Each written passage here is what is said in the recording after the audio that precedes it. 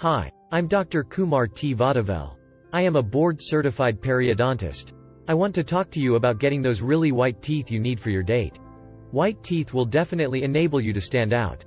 When they are white, you smile wider and with greater confidence. This makes you more natural and relaxed when with a date, and it will be noticed. Teeth whitening at the dentist's office is the fastest way to get really white teeth. Other kits from the store do not use the same strength of chemicals and can take longer, and at best will only whiten your teeth 1 or 2 shades. Traditional teeth whitening involve applying a gel to your teeth and then letting it sit there for about an hour. It will require more than one treatment to get them really white. You should note, though, that some teeth cannot be made as white as other teeth, especially if they are blue-gray in color. Laser teeth whitening is the fastest way to get great-looking teeth. It can be completed in about an hour, and your date will love them. You do need to know that the things that stained your teeth in the first place can stain them again. This includes things like coffee and tea, red wine, smoking, and a few more.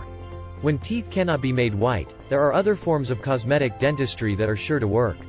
You can get a great smile again with beautiful white teeth.